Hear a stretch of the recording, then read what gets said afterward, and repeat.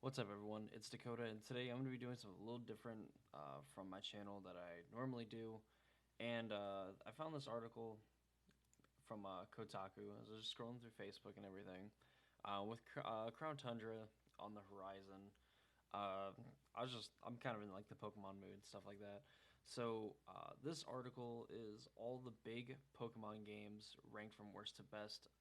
It is going over the main series, so you're obviously not gonna see like Pokemon Ranger or Pokemon Ranger or Pokemon Ranger and some of the other like spin-off type games. So this is all the main series games ranked by them, and I skimmed through the article. I read a little bit of it just to see where everything was ranked, and I'm not in agreement with a lot of it. And I'm gonna share like my thoughts and ideas and kind of go over it because I think that this list is kind of like, to me, I feel like it's pretty bad. So the worst Pokemon game, I should say that like in their post and everything, they said like best or worst to best was it shouldn't be worst to best. It was like less best to best. If that makes it any better, but yeah. So the first one, Pokemon X and Y, which I think is already like a pretty controversial one to begin with because people don't like X and Y very much, and I can sort of kind of understand why, at least for the time. Like, but now in 2020, I think Pokemon X and Y personally for me is like a fine game. I loved it when it came out. I loved playing it. It didn't feel like a slog at all. I felt like I could play through the story and everything and not have to spend like 5-10 hours grinding out levels uh, just to just to advance the game. And some people like that sort of thing. I could care less. I'm fine with it like in the older games, but like the newer games, if I have to sit there and spend a lot of time when I don't have a lot of time to play games to like grind out levels and stuff, it just kind of discourages me personally from going and doing it. So X and Y, they said that one of the things that holds back is Mega Evolutions, which is kind of weird because as far as I know, that people like really liked it. I'm not sure about like competitive battling and stuff like that because I know like Kangaskhan, like Mega Kangaskhan, and like Talonflame and stuff like that were very oppressive in the early days of like the VGC. But crazy to think that like their gripes and stuff with it are the Mega Evolutions making the battle system out of balance. Which I mean, they're not wrong because there is like not all Mega Evolutions are created equal. Uh, Obviously, for example, like Kangaskhan, Mega Blaziken, like a lot of those ones were really powerful, like more powerful than like later than we got like Mega Beedrill and even some like Mega Lopunny just weren't as good as like those two Pokemon in particular. They also had kind of a grievance, it seems like, with the super training. So in Gen 6 is kind of where they started making competitive battling a little bit easier. You obviously still needed to get the hidden abilities for some Pokemon, and also needed to get either near perfect or perfect IVs or zero IVs for like speed if you were running like Trick Room. And they at least made the EV system a lot easier. So like you didn't necessarily need Pokemon with perfect IVs unless you were going for obviously completely optimal and you were willing to put the time into it. But if you were willing to do the competitive battling but not willing to go through like the IV training and things like that, as long as you had like the right ability and the right nature, it made it easier for getting into competitive battling, at least from like the EV standpoint. And you could also check the EVs on your Pokemon, and you could do like these mini game type things for certain stats to raise your Pokemon and raise their EVs and things like that.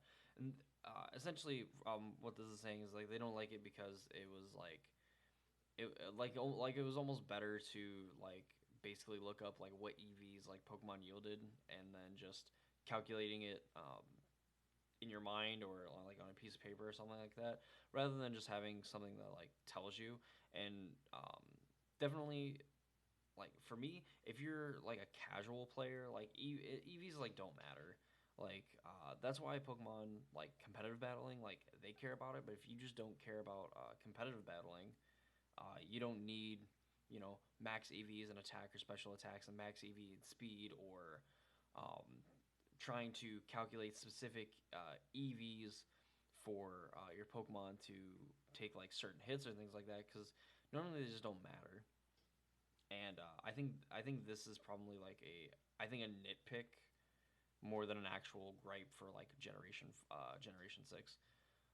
Lastly, the horde battles and introducing uh, a new type and things like that are just kind of all things like wrap up like this section of it. Again, I would probably rank X and Y more highly than last. Like to me personally, like Gold, Silver, Crystal. I'm not fairly nostalgic for them. I don't like the games and how they're set up at all, and even like throwing in like the only thing I think I like about Generation 2 personally is the legendary Pokemon that they introduced, and then the fact that you get to battle Red at the very end of it. Aside from that, like I would place like Golden Crystal, Gold, Silver, Crystal like here last, but Pokemon X and Y is, and I think it's unjust, but whatever. The next one, Pokemon Red, Blue, and Yellow, and this is totally right. I think so. Uh, Not for the fact that Generation One is necessarily like a bad generation, but all the problems and like the growing pains that we had for OG Generation One, um, for them like it just doesn't hold up at all. And like, why would you go back and play the Generation One, True Gen One, rather than the Gen Three remakes? I honestly don't know, other than for like nostalgia purposes. But yeah, like this is fine. Like this is totally fine. Putting this here, I think I can respect the OG and put it like second to last. Again, like ahead of like Gold Crystal, but Golden Crystal did improve on some things. So like maybe Gen One should be like the last one, just for all like the bugs and things like that. And Generation Two should go second to last, but not because it's like de facto better, but because a lot of um, not because it's like better, but because Generation Two does improve on some things, even if the gameplay is like to me not as exciting. So the next one, Black Two and White Two, which is crazy because I know the Black and White, Black Two, White Two games are held to like such a high regard because the story is, it's a really immersive story. Like it's a really good game. Kind of goes back to like the Generation One roots, where I don't know if Black Two and White Two were like this exactly because I haven't even played them. It's like the only generation main series Pokemon game that I haven't played, but that there was like exclusively Generation Five Pokemon that you could find. Like you couldn't find like some Gen 3 or some Gen 2 Pokemon, or maybe even like Gen 4, without transferring Pokemon over. Like native to the region, it was only Gen 5. So it was interesting, and I know people didn't necessarily like that. It was like a love or hate, but it was kind of cool figuring that out now, that's actually really interesting that this game in particular will go back to it. Then and we wouldn't see that since like Generation 1, when that was the only generation. So they say Pokemon Black 2 White 2 picked up 2 years after the events of Black and White. Um, and they are right. Typically, since like I guess even sort of kind of Gen 1 with like Pokemon Yellow, then we had Crystal, Emerald, and Platinum. There was just like a third game to like kind of tie everything up, where it gave you a little bit more story, whether it was subtle changes to like the main story. And for like Platinum, I know like Giratina was like more of a focus like towards the end of the story than just like being a Pokemon that you could find like in the cave system and things like that. Uh, but basically, like they're saying they're kind of let down by like the sequel because it was like the true like Black Two and White Two. Like we didn't have a Diamond Two, Platinum Two, or we didn't have a Diamond and Pearl like two. Like this is the only game so far that has gotten like a X2 in the name.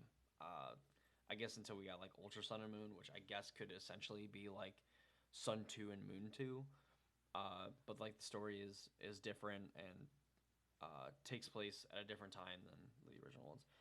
But I think having Black 2 and White 2 this low is pretty, I would say, pretty disrespectful. Just to how high regard like other people that I've seen and how much the majority just loves the story and things like that of like the games. So the next one, Omega Ruby Alpha Sapphire. They say there are the letter remakes of the third generation games, of course being Ruby and Sapphire. Um, Obviously brought into the 3D world. New things, as you can see here, like the Primal Groudon and by extension like Primal Kyogre. Also having the Mega Evolutions with Mega Rayquaza, Mega Salamence, Mega Lopunny, and things like that.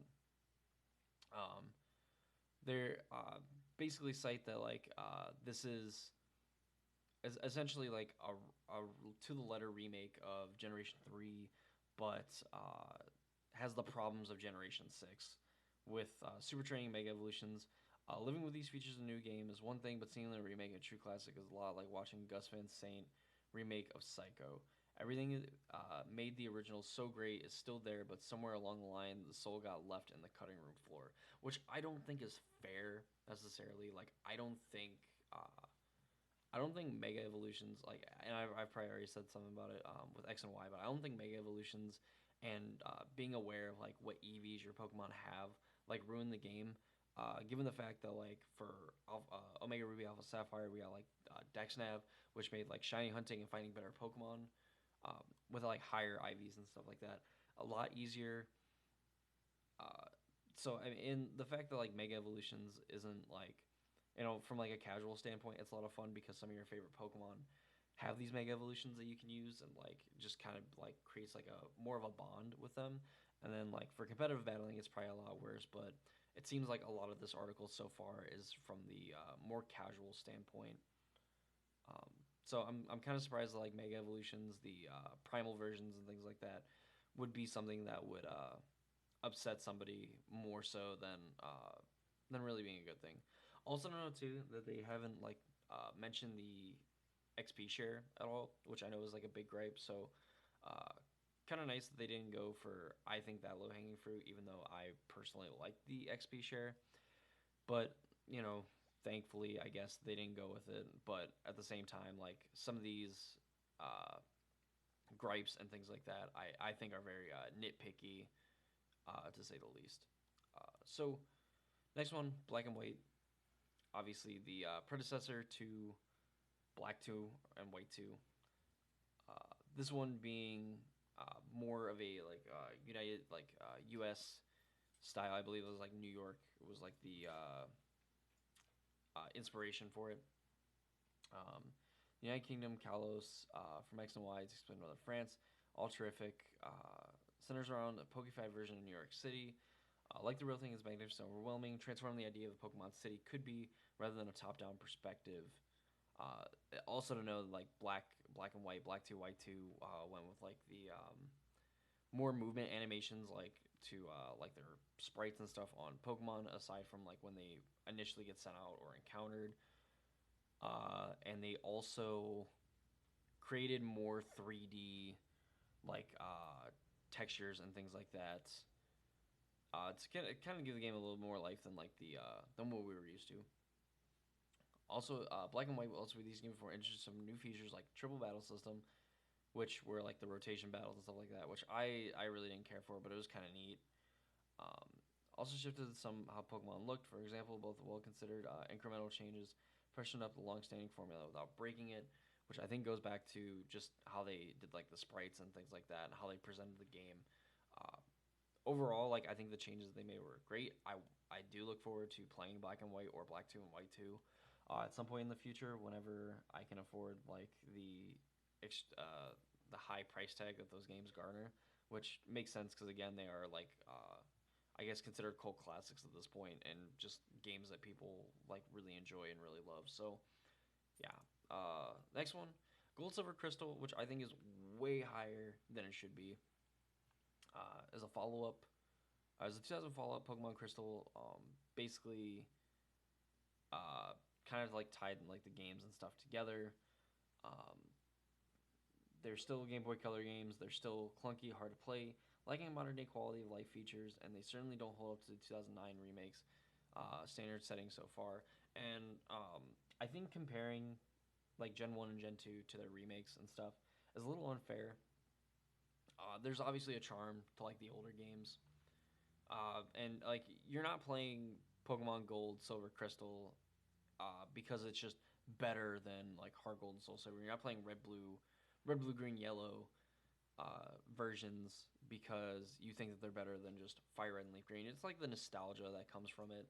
And like while I don't think that they necessarily hold up and that they're very good games, like in 2020, as far as like the mechanics and like the in-game like bugs and stuff like that that they've had, there's a novelty to it. And obviously, like the reason for playing them, besides like the novelty and stuff, is probably playing like the stadium games and things like that. But realistically, I don't think it's fair to compare a game for that's like 21 and I believe 23 years old, respectively. Two games that just have like a lot better remakes and fix all the problems or the majority of the problems that these generations had. That being said, I don't think that they like I don't think Gold, Silver, Crystal deserves to be a lot higher than Red, Blue, Yellow for that reason. So after this, Pokemon Sun and Moon and their Ultra counterparts, which is kind of weird that they consider Ultra Sun and Moon different from Pokemon Sun and Moon, even though Black and White and Black 2 and White 2 are essentially like in the same universe, kind of like Sun and Moon is, but I guess that's kind of whatever. Sun and Moon were sort of established formula in many ways. Rather than gym battles, you tackle various trials. Basically, you still fought on Elite Four at the end of the game, which kind of, I mean, it's kind of whatever. Like for me, like I didn't personally enjoy Sun and Moon. I played through and I beat it. I wanted to play the Ultra counterparts when they came out, but just from the fact that it took me so long to really get into Sun and Moon and finish it, I just never really got into the Ultra counterparts.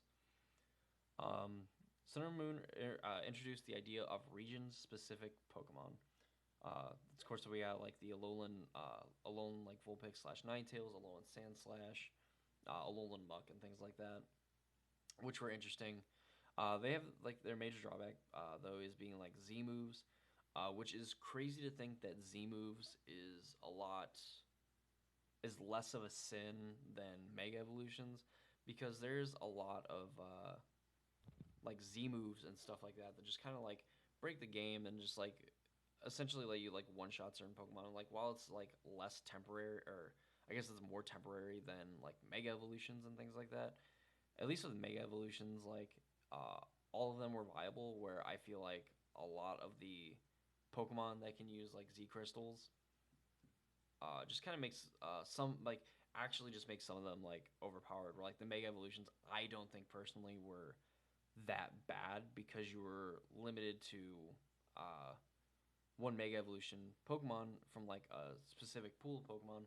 Where like Z moves, you could just like throw them onto any Pokemon and just like have a move where like the battle could be like really interesting. You just kind of like click a Z move and that's it. Where like I think personally the Mega Evolutions have a little bit more play to them than like the Z moves. Um, Ultra Sun and Moon didn't really add too much than like Sun. All four games have one thing another Pokemon has rightfully claimed to. Litten, the cutest first form Pokemon in the series, which I guess they're right. Like Litten's pretty cool. I don't think Sun and Moon should be like this high. I would think like Black and White could probably be here. Like Gen 5 could be right here, but I guess I'm not mad about it either. Gen 7 like was one of those games again where like with Gen 5 where I wasn't really into it uh, because it was new and it was farther off from what I was used to and everything with the games.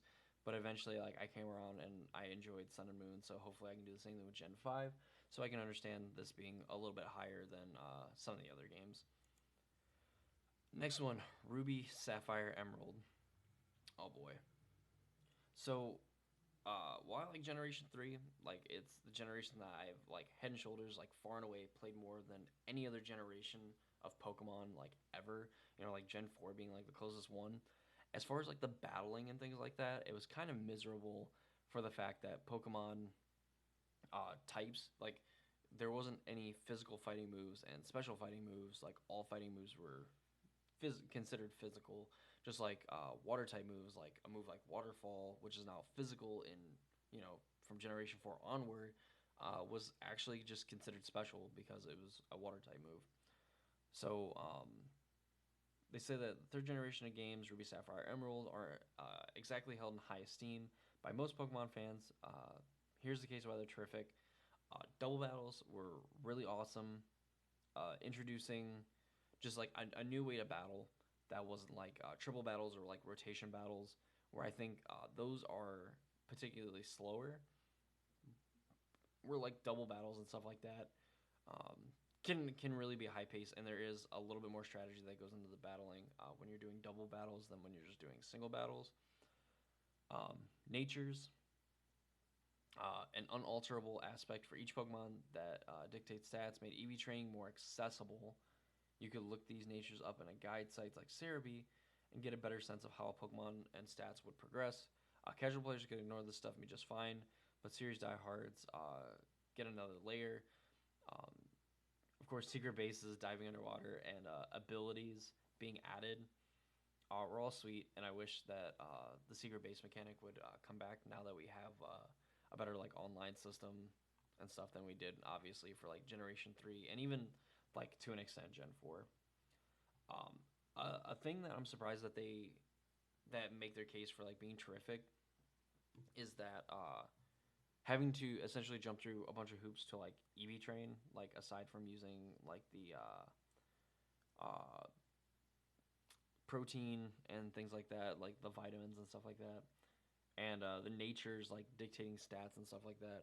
It's something that makes like Generation 3 games good, but it like made Gen 6 and like the Gen 6 and then like the remakes of the game like a lot worse. Um, to me that's kind of weird, but um, to me like a really small thing. Like I agree with like the majority of what's here of like what makes these games like really really good. And the only thing that I think really hold them back like from today is the physical special split that we ended up having in Generation 4, which obviously made some Pokemon a lot better than what they were. Pokemon that probably weren't really viable in like Generation 3, like Gyarados for one, like just not being able to use like its stab moves to its full potential because it was hampered by a lower special attack than its regular attack, and then even some water type moves that would be physical in the next generation obviously didn't matter because they weren't. There wasn't that physical special split. So yeah, Sword and Shield. I would think probably the most controversial because people seem to dislike Sword and Shield a lot more, especially with like Dexit and the DLCs and things like that going on. It's been a Pokemon fan's dream to play Pokemon games on a home console. Any imperfections that exist in Pokemon Sword and Shield, there are plenty and are secondary in light of that. Crazy to think too, you were able to play your. I'm assuming like by this they mean a game that's specifically made for a home console because you did have add-ons and stuff for like the N64, the GameCube, and I even like I guess not really the Wii because you had like the DS and stuff, but Gen 1, 2, and 3 all had the ability to play the games on the console. You just need an add-on for it to be able to play it at home. And then again, like the draw to a lot of these games, and even like with the Switch 2, is that like you can play Pokemon like on the go. You're not stuck being at home and connecting to the internet to like you can physically meet people. So kind of a weird like thing to lead off with personally, just for the fact that like for other generations had technically had this. There's just like a few more hoops to jump through, and the fact that like it being on a home console like really shouldn't matter because the idea of Pokemon is just kind of like going out and traveling and being mobile more so than just being a home console game. Uh, One of the things that these did right, exploring a Pokemon world done in true 3D and a legitimate dream come true, which I don't think this does anything like super super different besides like Obviously, the Switch being more powerful than like the 3DS. Sun and Moon was like a true 3D, where like Gen 6 really was like still the grid layout, but in 3D, and you're able to move diagonally. Um, Autosaves, so accidental loss of progress is a thing of the past, more common than you think. I don't think I've ever had that problem, but obviously there's some people that I'm sure it's happened to, like especially like the older games, and the fact that Game Boys didn't tell you when they were dying. Um, the customization options, which I love, I love just dressing up my character and stuff. The bad they point out is Gigantamax, Dynamax, or Ambiguify Max, or whatever Arceus they're calling it. It's a silly system. It also had the worst ending of the series by far. Pokemon plot lines are generally insubstantial to the point where they can be ignored. The ending sequence in Sword and Shield, meanwhile, was so cheesy that it was even sold to Whole Foods, char- charcuterie kiosk, and there's no one forgetting that. So, I actually like the ending of Sword and Shield. The fact that in like other games and stuff, you'd face like your rival or your friend or whatever, and like you just kind of beat them throughout the game, and then like you would get to the champion, which would either be like your rival or somebody else, and like you just kind of like for the most part, like in Generation One, and well, I guess really just Generation One, you beat up on your rival the whole time, and then like you face your rival at the end, who has obviously gotten like a lot stronger. Whereas like Leon canonically in Pokemon Sword and Shield is just undefeated. Like no matter who has like faced him, he's just like essentially wiped the floor with them. And like it comes to a head when you know obviously his brother's friend is like this great like basically a prodigal trainer that ends up like facing the toughest gym leaders that the Galar region has to offer, facing some other trainers who have basically like the same potential, maybe even just like a little less technically because you have plot armor. Uh, to then go and face the champion and hand like the champion himself, the one that is basically the ambassador for the Galar region, his first loss. And well, I think the story probably could have been better. I think the story was like fine. I think that there is better stories in the Pokemon series, but there's definitely a lot worse and some that are like negligible at best that you could just ignore. So I don't think I necessarily agree with like their bads. Like Gigantamax and Dynamax is also just really interesting and just like follows the trend of each generation adding something pretty important and adding something new to the franchise to spice it up so it's just not the same, not essentially the same game, just new Pokemon every year or every generation rather. Diamond, Pearl, Platinum. I love these games. My favorite generation, simply for the fact that like it does everything that I loved about Gen 3 and fix the battling and things like that for Gen 4. Um, Gen 6 probably my all-time favorite just for battling because it made like the EV system a lot easier. But Generation 4 for like the Pokemon, the diversity, the items, all that. Personally for me is like my favorite. So Diamond and Pearl counterpart Platinum 2009 exists the apex of Pokemon games. In the fourth generation, things were more user friendly than they were in the early games. The Pokedex was a manageable level, being at 493, with mere hundreds of Pokemon to collect and train, rather than nearly thousands, or nearly 8,000, which I believe it's like 898 as of like Gen 7, and I think maybe it's either as of like Gen 8, but there's almost like 1,000 Pokemon. There weren't any extraneous features, seeing a second to rain on Super Training and Mega Evolutions to distract from the core formula. It was all about battles, and the only thing Diamond and Pearl lacked, though, and their fault was the nostalgia factor, which obviously today, like for me, I'm very nostalgic. I'm actually playing through Diamond again, trying to like find my Platinum version so I can play through that again. Generation 4 to me was, I mean, it was just like a really good generation. Like I like it more than any other generations as far as like story, as far as gameplay, and for me, like the fact that there isn't a like there wasn't a nostalgia factor like when I started playing it, didn't deter me from absolutely loving the game. Uh, the thing that would deter me from the game is like it's very very slow pace with the animations, like how slow like health bars move uh, when you're at higher levels and things like that, and trying to knock out Pokemon, especially Blissey. Holy shit! But I would like personally for me, I have like they have platinum, Diamond Pearl Platinum in like top three, I believe top three, top four. I'd probably put this number one or number two. It's just to me, it's a great game. Fire Red Leaf Green. Obviously, remakes and how remakes should be done. I believe the first main series Pokemon game that got a remake, and it was very good. Specifically for me, Fire Red was a game that I put like hundreds and hundreds, probably even thousands of hours into playing. And of course, like 7, 8 year old me, whenever the game came out, like I just like restarted the game over and over after I beat it, just so I could keep playing through it and have more game to play rather than just completing the Pokedex and stuff like that. So I was a heathen, but like the last save file I remember having before, unfortunately, my game got ruined. I think had like 400 or 500 hours or something like that. And of course, I've had like other copies where I've had 200 some odd hours on it. So with all that being said, like this is probably the generation specifically, but then like the game that I'm like the most nostalgic for. Uh, they say that Fire Red, Leaf Green are shinier, friendlier redux to the originals, but once you beat the Elite Four, you're able to visit a whole new world called the Sevi Islands. Clearing that area, a handful of generation of Pokemon were let loose in the world, sparking a tricky hunt and catch quest. On the flip side, Gary was just as much of a dick.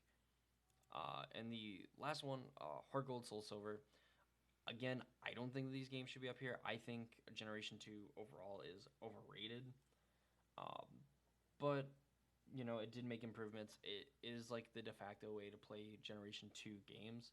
So if people like it, I don't necessarily hate it. It does bring up the physical special split in this one, but didn't bring it up for Diamond Pearl Platinum, where it obviously it actually started because they predated the remakes and things like that. So like Heart Gold, Soul Silver got to benefit from the more improvements that Generation 4 added to the game, whereas like Generation 3 really didn't have those, and then the other remakes that we'd see in the future didn't really have much more to get, obviously, because some of the other additions that they made went against what people liked, aka like Mega Evolutions, EV training, Z moves, and Dynamaxing. Um, but with that being said, like this is the Kotaku article ranking all the Pokemon games from worst to best. Overall, I don't think that the list is especially like egregious, but I think that a lot of the I think a lot of the problems that this list has is that it tries to tackle it from sort of a casual standpoint, where I think a lot of the gripes and things like that are some of them are from like the more like competitive, more the people that are like want to get in depth in the game and really want to get immersed into it, and the other ones are like gripes for like casual. And I think that it's important to either like leave it to one side or the other when coming up with like a list like this, or just like going off of like your own like personal, which I think is like a lot of this was like own personal, but just very weird to take away points from certain generations because they did something like this, whereas like giving props to other generations for doing the same thing, which I think is weird, but that's just how it is. That's how our article is written. Again, I would definitely re-tier things differently as far as like what I think is the best, but overall, I don't think that this list is necessarily egregious. Just a lot of the reasonings for giving certain games less points while giving props to like other generations to me is weird. But let me know what you guys think. Like your list of like how you would rank the generations and things like that. It doesn't even have to necessarily be like the individual games. Just like what generations that you think are like best to worst, or any sort of order that you want. I don't necessarily care. I'm just interested in seeing like what people like and what makes them nostalgic. But of course, if you want to see more videos like this, a lot longer of a video than what I usually do, and not on something that I normally do, I just saw this and I thought, wow, like it was at least interesting enough to make a video on it. So that's what I did. If you guys enjoyed, make sure to leave a like on the video. Um, Again, comment down below what your favorite generation is, or maybe like how you would rank these games, or why you like certain generations, why you don't like certain generations. I would love to hear about it. That's gonna do it for me in this video. I hope to see you all in the next one. Goodbye.